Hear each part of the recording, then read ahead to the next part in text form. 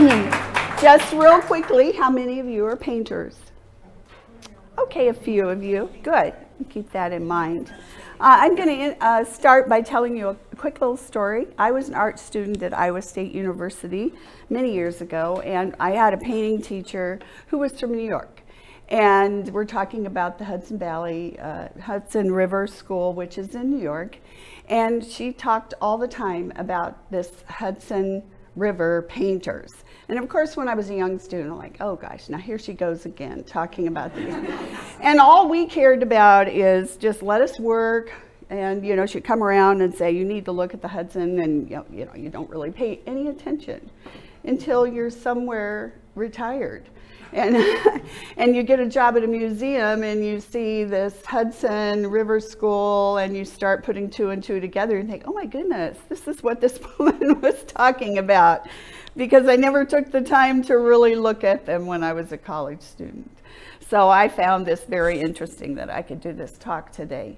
So this is the Hudson River School, and I always was thinking, where is the Hudson Valley? Okay, so here is just going to give you an idea of the Hudson River. We've got New York here, and Hudson River begins up here at the top, comes down. And this gives you an idea of the different places where these painters are doing their paintings.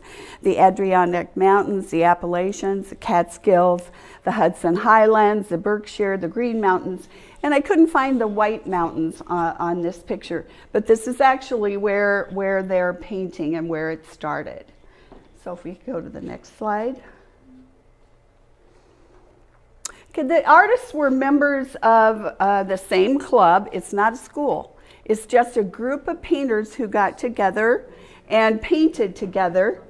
And they even had their studios in the same building on West 10th Street in New York City. And they even eventually built homes on the Hudson River. Now, the themes of the Hudson River School were exploration, discovery, and settlement of the Hudson River area.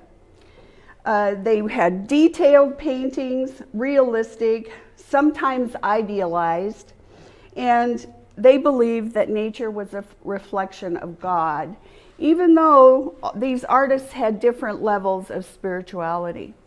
And the father of the Hudson River School was Thomas Cole. Thomas Cole was a portrait painter from Ohio originally, and he came to New York penniless. And he scraped up enough money to take a trip up the Hudson River and sketched 3 different paintings while he was there. Went back to his studio, and he was very lucky to have his 3 paintings exhibited in a building in downtown New York. And this was the same time that there were a lot of visitors in New York going up the Hudson River, because it was when the Erie Canal was opened. So there were 3 gentlemen that came along and saw his paintings at the bookstore. They were William Dunlap, John Turnbull, and Asher Brown Durand. And they were so taken by his paintings that they started to support him. And I was able to get hold of a piece that Mr. Cole wrote in 1836 from Princeton University. And it's a long essay that he wrote on the majesty of the Hudson Valley and the wilderness of America.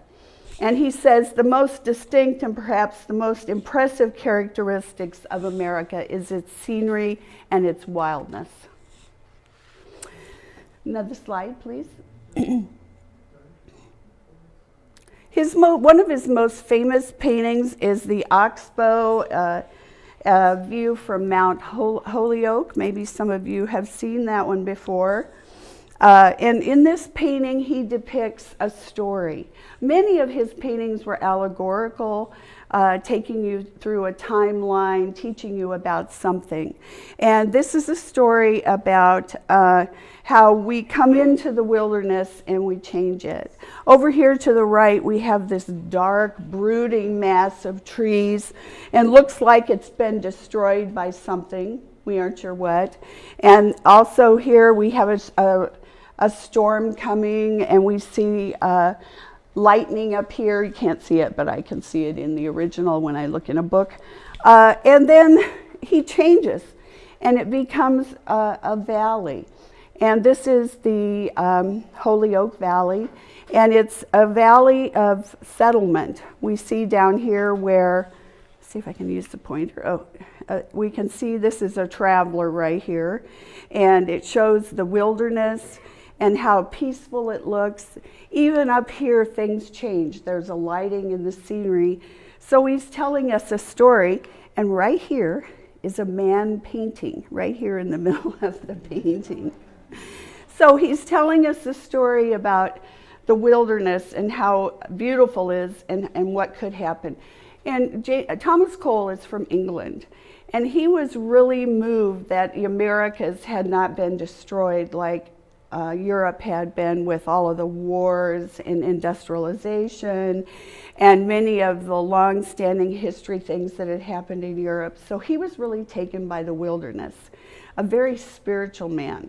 It was difficult reading through his essay he wrote, primarily because he was also a poet. Okay. We're going to move to another slide. Another one of his famous paintings is The Last of the Mohicans. At the same time, James Fenimore Cooper had written his book about Last of the Mohicans, and people were very interested, and they began to want to travel into the wilderness because of Mr. Cooper's book. So this is his picture of the Last of the Mohicans. And many of Thomas Cole's paintings were very dramatic in scenery above. And then you'd see these tiny little individuals down here.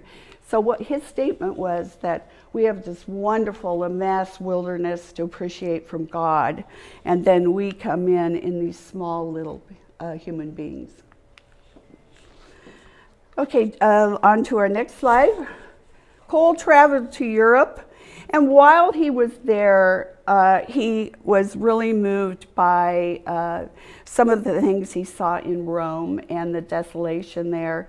And so when he came back to America, this is one of his most famous series of paintings. It's called The Course of the Empire. And they are 5 different paintings, and they are allegorical. They actually tell a story. The first one is the savage state, just a barren look of the wilderness. And the second one he did was the pastoral state, a peaceful setting. And then he moves on to the third one, the consumption of the empire. If you have a chance to look at these are incredibly detailed. You see these tiny little people, and they're just incredibly detailed. And his other one is called Destruction, and the last one is Desolation. And these happen to be hanging in the New York City Historical Society, and they are one of their prominent features to see. He died suddenly in 1848 in the Catskill Mountains. He had built a home there, and it is a National Historic Site in 1999. Okay, let's have another slide. How old was he when he died? I think, there you go. That's good. I'm not great in math, so. One of his close friends who accompanied him on some of his sketching trips into the mountains was Asher Durand. Maybe you've heard of him. He's a little more famous than Cole is. He was originally an engraver. In fact, he engraved the Declaration of Independence for John Trimble. But he got into landscape painting through his friend, Mr. Cole. And he was the first president of the National Academy of Design. And his paintings are very detailed, of trees, rocks, foliage. And he was the first advocate for plein air drawing. You go out and you paint out there in the wilderness, no matter how hard it is to get there. And outdoor sketching became common, and it became kind of a fad. And landscape painting kind of grew because of him. You know, ladies, let's get together and all go out and paint out in the wilderness. So moving to another slide. Why this isn't working? Sometimes it likes to take its sweet time. One of his most famous paintings is Progress. That is his most famous painting. It's a masterpiece that dramatizes nature and civilization. Of course, we have nature over here on this side that shows some ragged trees, branches, and on the other side we have civilization here. And it's about man's destiny in God's nature, and this represents the industrialization and what happens to nature when man gets a hold of it. And also too, you won't be able to see it, but right, can you see these little people? Those are American Indians. And he put them in because he wanted to show what happened to nature as far as the American Indians were concerned. They were displaced. Another slide. This is interesting. Another one of his famous paintings is called Kindred Spirits. Have you ever heard of it?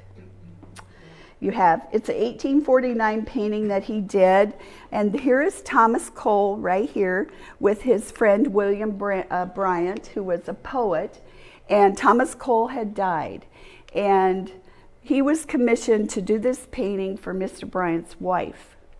And so Mr. Duran did this painting showing the two of them in the Catskill Mountains. And in 1904, Bryant's daughter donated it to the New York Public Library.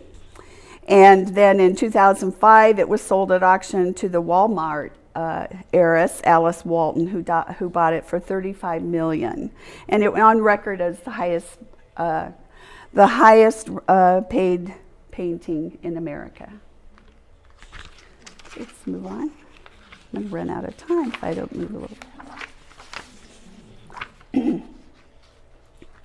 Another one of important artists is Frederick Edwin Church. And probably he is the most famous of the Hudson River School. He was a student of Thomas Cole's. And Edwin Church came from a very wealthy family. He was from a pioneer family that has history coming over on the Mayflower. And they actually, his whole family, they worked on construction, and they actually built the dome of the Capitol. But he was wealthy enough that his family could engage Thomas Cole as taking him on as a student. This happens to be a Civil War banner that he did that in support of the Union. Okay, moving on. This is probably his most famous painting called Niagara, if you maybe have heard of it, done in 1857. It really set his reputation as the leading artist of the time. This painting is twice as wide as it is high, and it is 7 feet 7 inches wide. Church's extent, he spent a lot of time studying the falls. This is from the Canadian side, not the American side. And you can see that he begins with a different technique called luminism. And luminism is when the artist tries to hide his brush strokes so that you can't really see any of the personality of his personality. It's more of a mysticism type of painting, and you can see that in this painting for sure. It went on public display in New York City, and people paid 25 cents to see it. It was put in a shroud of well, it was the thing that was, the spotlight was on it with curtains around it, and people would file by for 25 cents in New York City. And tens of thousands of people went through to see this painting. And then it went on tour to other countries. Later on, let's move to another slide. He also was taken by traveling, and this is the icebergs done from the Arctic. He was a fan of Charles Darwin's theory of evolution, so he was very interested in visiting primitive areas. And this one is probably another one of his most famous ones. This is another one that shows that luminism of a kind of a mystic look to it. Okay, another slide. Later on, he settled in the Catskills, and he built a home called Olana. Kathy has been there. It's a National Historic Site. He eventually developed rheumatoid arthritis and had to paint with his left hand, but he was very successful in doing it, even painting with his left hand. In the 1900s, there was very little interest in his work. In fact, very little interest in the Hudson River School, and his reputation started to wane. In 1945, there was more interest in his work, and the painting, The Iceberg, sold for $2.5 million, the third highest auction for a work of art. Okay, let's move on. Now, I'm sure some of you have heard of this gentleman and seen his work, Albert Bierstadt. Albert Bierstadt, he was born in 1830 to 1902. He was a German-American painter, and he's best known for his sweeping Western landscapes. If you'd like to move on to another.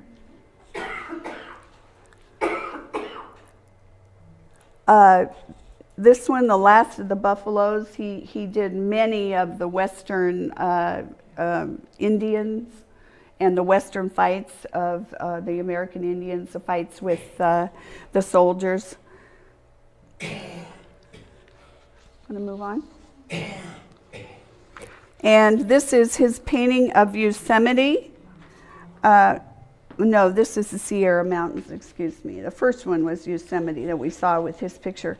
But this is the Sierra Mountains, and the Atchison, Topeka, and the Santa Fe contracted with him and commissioned him to go out to the Sierra Mountains and to paint there, and to also paint the Grand Canyon. Okay, go on.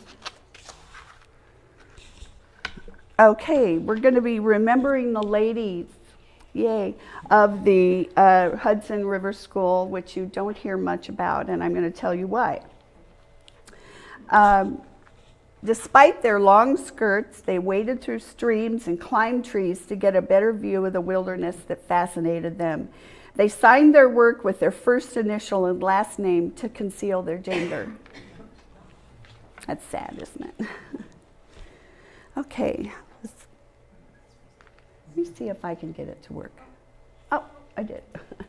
I'm going to talk about three of them that I found very interesting. Susie Morrow Barstow, Eliza Gertoric, and Julie Hart Beers. Talk about those three. We can move on to another slide.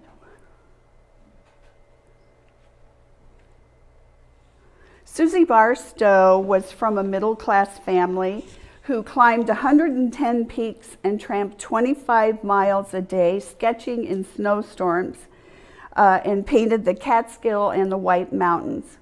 She would alter her long skirts by fastening hooks along her waistline to hook up her long skirts so that she wouldn't stumble as she climbed. And she had a great passion for plein air painting. She was often interviewed and lectured widely. she exhibited with her male colleagues and realized comparable prices for her paintings. Now, why isn't she remembered? That's a good question. In her obituary in 1923, she was described as one of the best-known female artists of the Hudson River School. Decades later, and with her other female artists, her achievements and her reputation were written out of history. Exhibitions decades later, exhibitions on the Hudson River School works failed to include works by women. 19th century women artists such as Barstow are coming to light, and the market is expanding and their paintings are gaining in worth. So if you're at a garage sale and you see a painting by a Hudson River School female artist, you grab it. So let's move on. This is one she did in the snow. She also sketched quite a bit. And then another, let me try it again. Okay. That's another one of hers, very detailed. It's just amazing though, why did they get left out? I guess it's just the times, maybe. The Victorian time, it should have been in the home cooking. Okay, the next one is Eliza Gretorick. Eliza achieved great respect in the American art and New York society alike. She was the first woman elected to the National Academy of Design, and she actually illustrated and reproduced scenes of Colorado and the Western America in pen and ink. She was successful enough to support herself and her young children after she was widowed by painting. Yeah. Yeah. She managed to live reasonably well on her artist wages with her children, and she kept a home in Manhattan, and she traveled France, Germany, Algeria, and out west. So, I mean, she wasn't poor. I mean, she was doing well. She was supporting her children. So why don't we hear about her?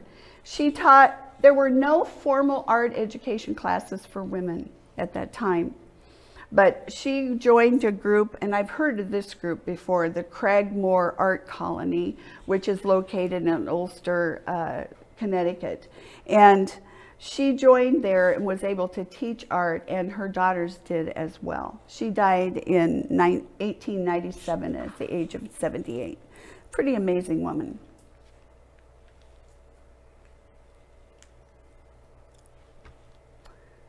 Yeah, maybe I touched something on the back of it. Here's another one of her landscape paintings. I want that one. Yeah.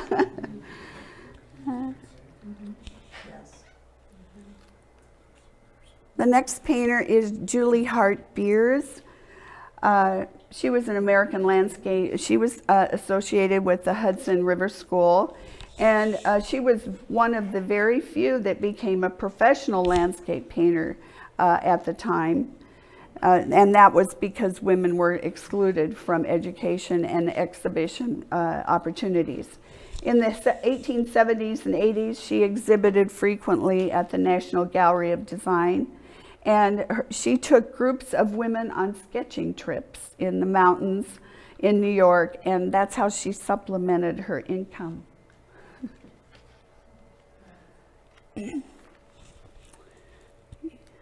Oops, wrong way. Here's another one of her more famous paintings, the Hudson River at Gorton Point.